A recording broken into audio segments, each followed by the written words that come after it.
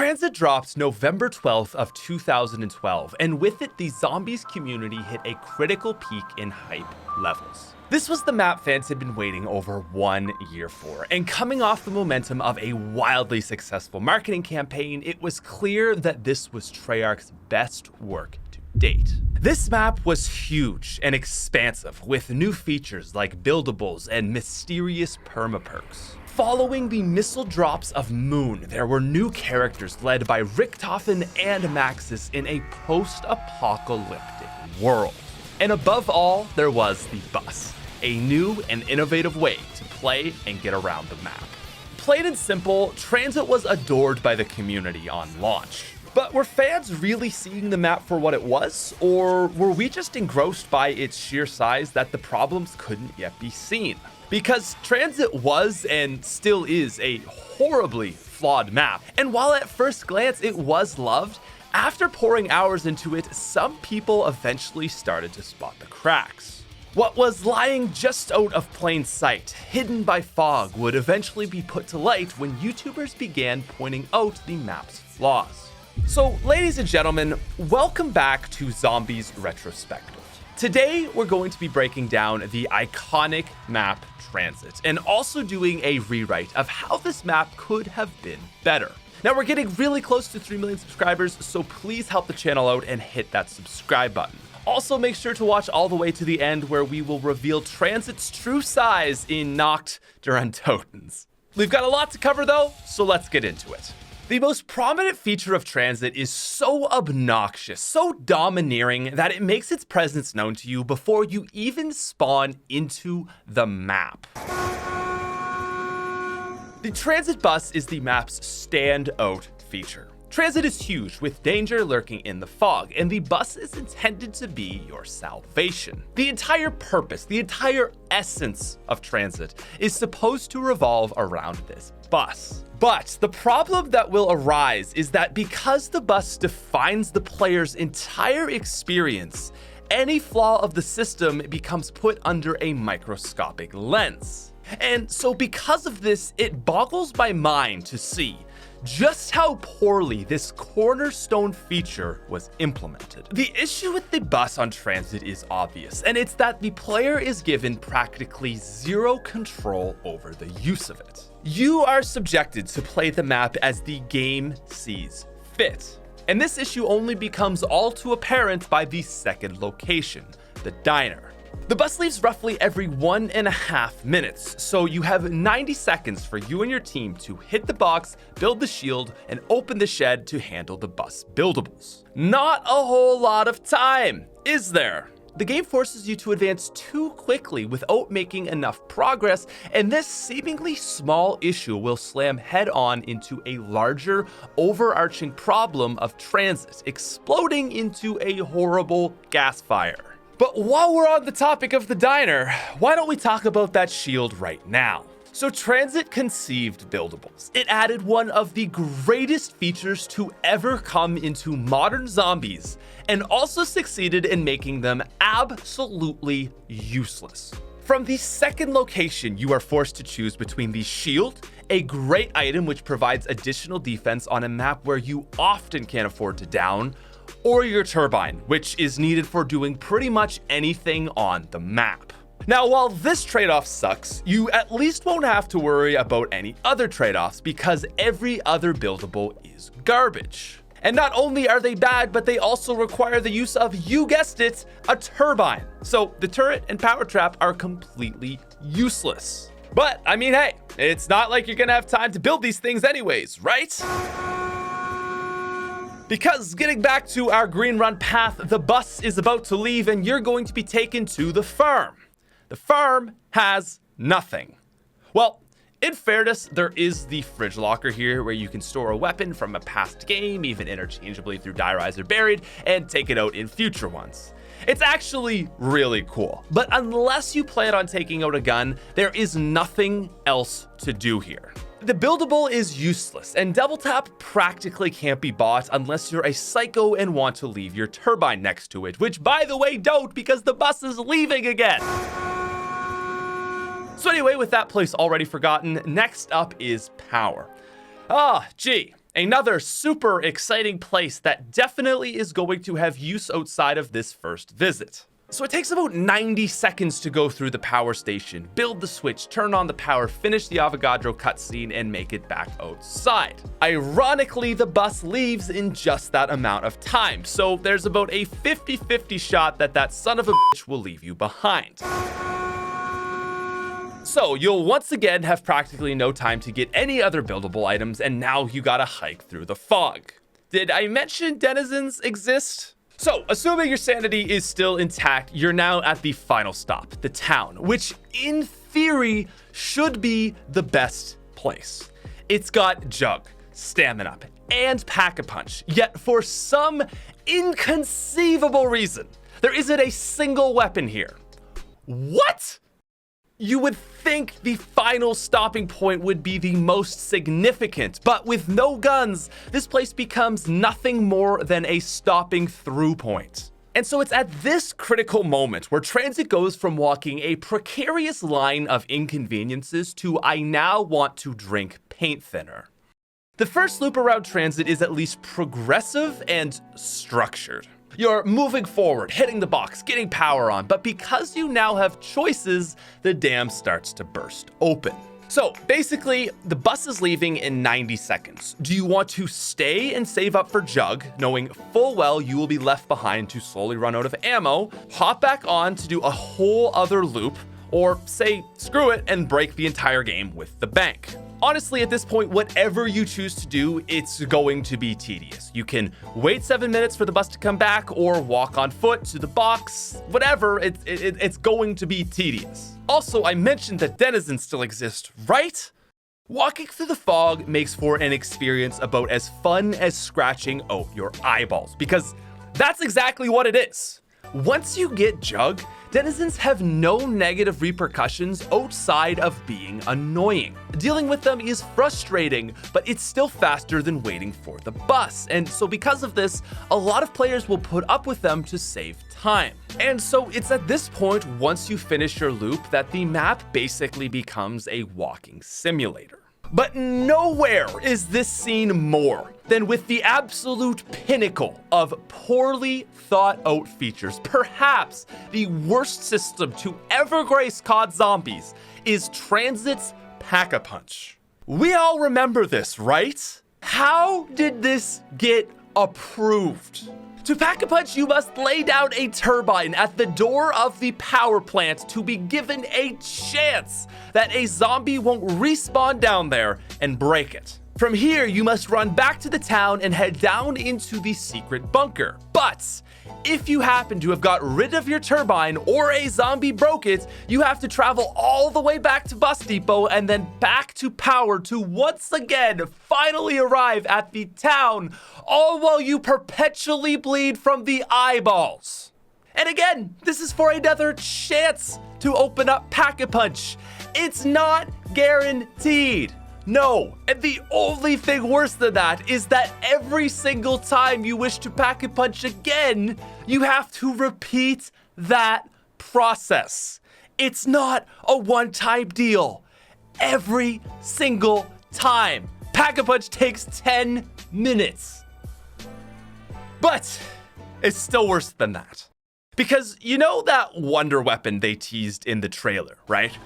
Well, joke's on you because it's not actually even a wonder weapon. So Transit's power weapon, also known as the jet gun, is about as effective for the average player as it is fun to craft. There are 4 pieces for this buildable.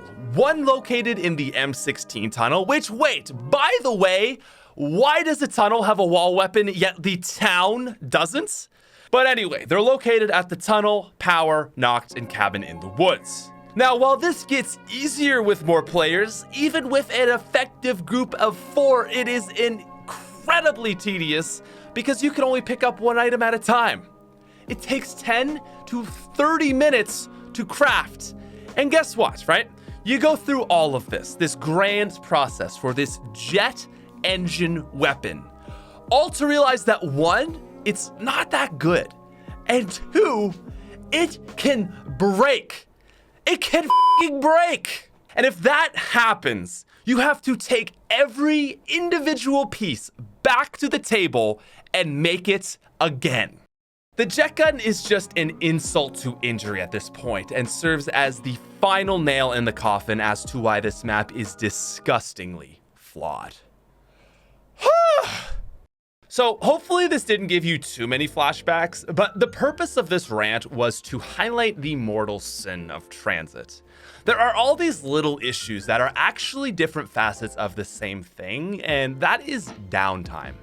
Transit probably has 10 times more downtime than any other zombies map, and this is obviously its biggest weakness. The thing that is so frustrating is that you can do everything on this map easily. Like if you have 20k points, you can hit the box, get 4 perks, pack a punch, craft the jet gun, beat the Easter egg, and hit round 100 all in one round. Whether it's constantly relying on the bus or walking through Eye Gouge Town, you can do everything, but it will take an hour. And this downtime isn't even complicated steps or puzzles, it's in fact quite literally doing nothing.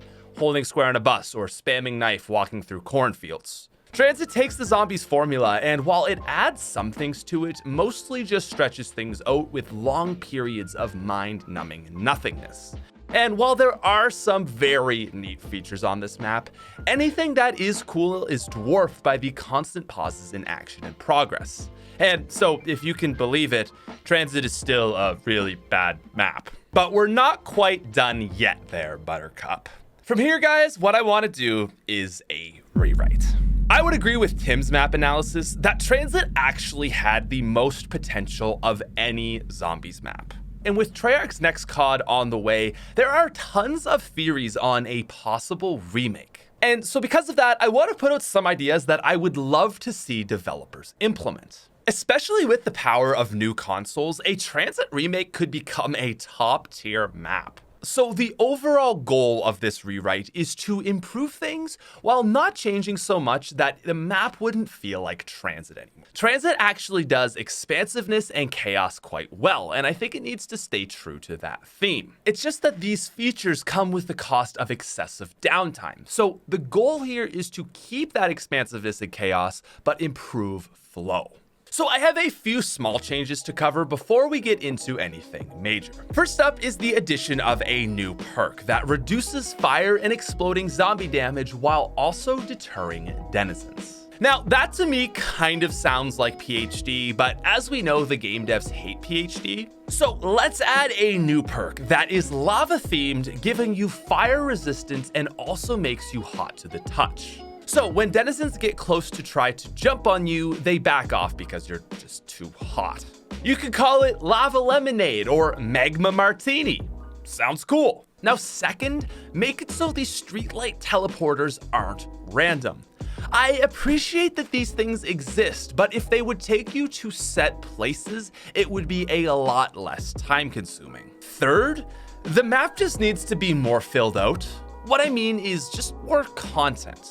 Add things to make the farm more interesting. Why not make Nacht a legitimate training spot, complete with wall weapons and the cabinet? Make the cabin in the woods have a door that when closed, turns it into a tiny box defense map. There's just a lot of spots that don't really serve a purpose, but still have potential to be a whole lot more. And lastly, I would actually make Avogadro a legitimate boss fight. As a concept, he's an interesting boss, but fighting him is very boring. Make it so that he is the last step in the Easter egg. The tower is charged and this accidentally beefs him up or something weird, and you're teleported to a foggy area and then have to fight him. That is so low effort and already miles ahead better than what he and the Easter egg are now.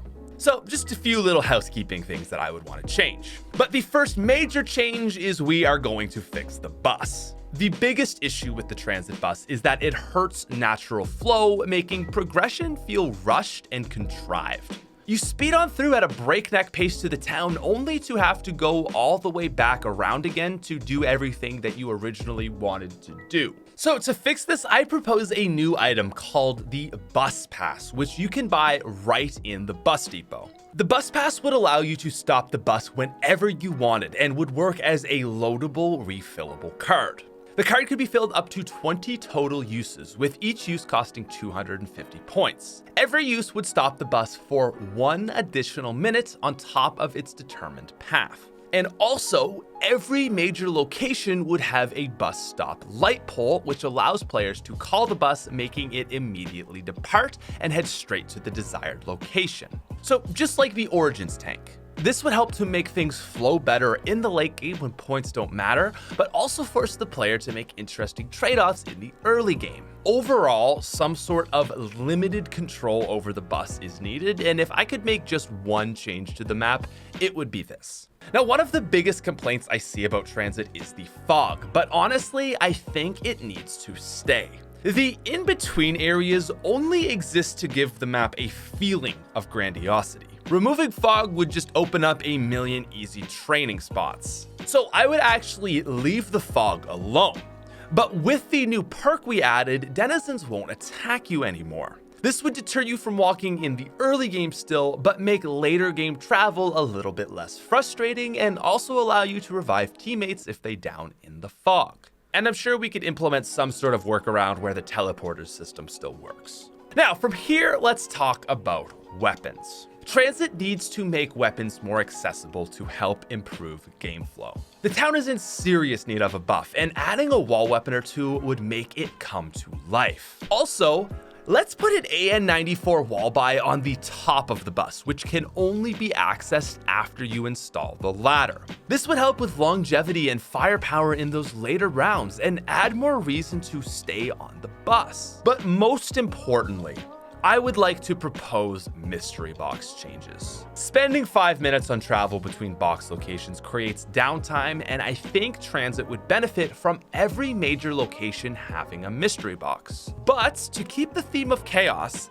how about making it so these mystery boxes have different odds? So Bus Depot, Farm, and Power would start with normal boxes with your standard chances. The 4th box would spawn in at Bus Depot with increased odds of bad weapons and would not produce any wonder weapons. And then the 5th box would spawn at Town with higher odds of giving you good weapons along with a few exclusives. Now, teddy bears would still exist, and when hit, they would scramble the locations of the boxes. Again, keeping that theme of a bit of chaos. These weapon accessibility changes would continue to encourage players to move around, but just not make it a constant necessity. Now, our next changes are with buildables. Okay, first of all, we need to modernize the map so that you can carry multiple parts at once. I also propose that the buildable carrying limit be raised to 2. This would give use to the turret and electric trap while also allowing for interesting combinations. I think this would give buildables more room to shine. Also, let's add a buildable repair system. When your crafted item breaks, instead of having to go back and get a new one, make it able to be picked back up and taken to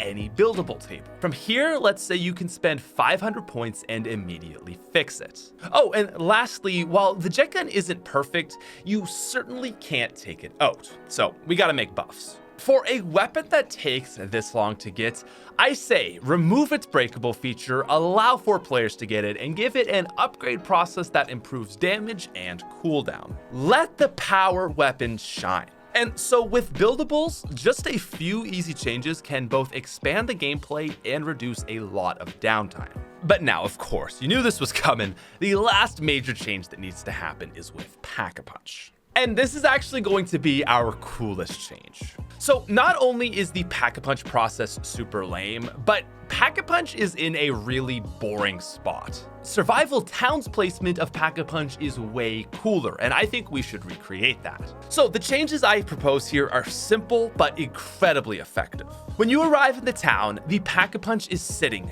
barely visible beneath the central lava puddle. It's got Derice vibes, right? It's there, but not yet accessible. Now, the Pack-a-Punch room can be opened the same way as always, sure, whatever.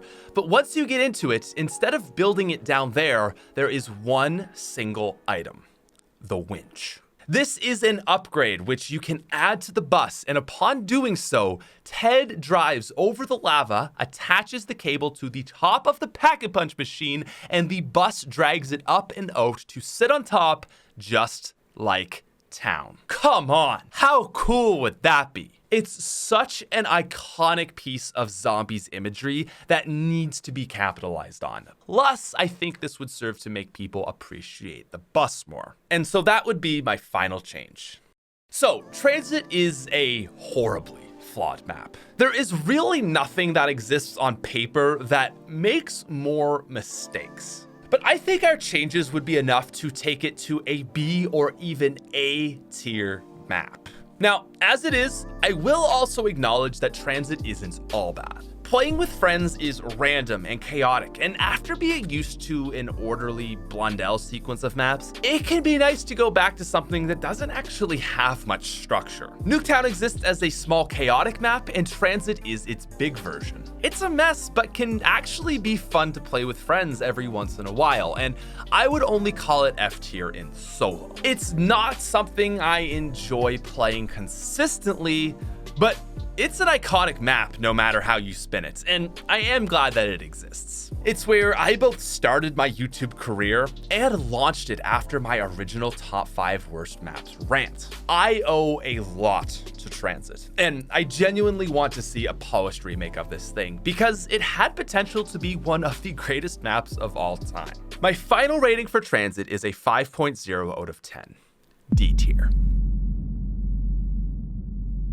But there is one more metric I'm sure you've all been waiting for. We're starting a movement, ladies and gentlemen, the Nacht measurement system, and it was actually really hard to measure Transit. Like, for example, do you count foggy areas or just the major locations? Well, it doesn't matter, because we crunched the math and did it all. And once you run the numbers, it turns out the Transit actually has a pretty small total playable area. Bus depot, diner, farm, power, cabin, and Nacht only actually weigh in at around 13 Nocturne totals. But of course, there is a lot of in between. And so when we factor in all of the foggy areas, we get a more realistic number. While most of these paths are quite narrow, there are a lot of them. And so the total accessible area of Transit weighs in at a much more respectable 36 Nocturne totals. However, this metric still isn't quite accurate. Transit isn't 36 Nocturne totals smushed together, it's very expansive. 36 is just the playable space. And so if we were able to calculate the entirety of Transit, it would give us the true sense of just how large it actually feels. And so, ladies and gentlemen, with the help of scientists and Elon Musk, we have been able to determine Transit's true size. And so while it may be a D tier map, it gets an S on the Nocturne totem measurement system. Ladies and gentlemen, Green Run's Transit weighs in at 106 Nocturne totals.